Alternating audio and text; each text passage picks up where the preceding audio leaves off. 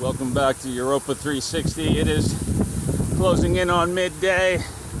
As you can see, there's quite a bit of cloud cover today. A little bit of rain, but the forecast is far worse than what I've experienced so far. I started the film rolling because maybe you've missed, I know I have, opportunities to record a bike rider rolling through the countryside. This is where a person can flourish on a bicycle. Of course, it doesn't have to be flat. It can be up in the high mountains, going up or going down. But generally, with fewer cars and autos in general, it's a great place to hang out on a bike if you have the opportunity. And also notice the near perfect silence as I stop speaking for a few seconds. Of course, you can hear the hub on the free hub on the bicycle, but otherwise, I am just at the leading edge of the wind at the moment. It's blowing from the southeast, which I'm a bit surprised because the prediction was southwest, which would have been in my face.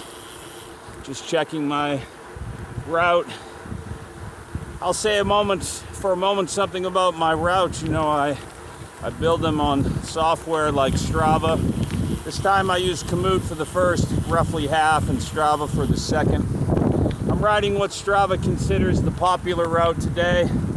I've moved that route onto my GPS. I've put it on top of maps that I moved from Open Fights Map, which I think is a company I call it a company, it's probably a few blokes, a few ladies. They provide free maps from their site. They recently teamed up with Garmin, so the last time I downloaded maps, it was actually from Garmin, but you can clearly see that their footprint there on the Garmin webpage.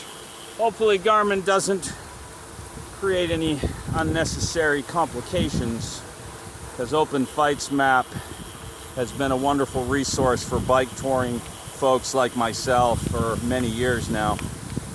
Okay, so those are the maps and the routes and the tools that I use to build the routes. Very quick and dirty update or information about how I make my way across the countryside. Just come off of a smaller road connected to a secondary road. It's on a tertiary track probably. Well, as you can see, I'm uplifted a bit from my experience in Arles, A-R-L-E-S, however you pronounce that. Absolutely rich in history, community. The Romans were there in force. There was the great Colosseum that I showed you, and elsewhere I found another space where amphitheater style seating and all sorts of old Roman ruins scattered about. That's an update for midday. It's day 80 as far as I know, certainly 9 November. Cruising across the countryside in the south of France en route to Barcelona. Ciao.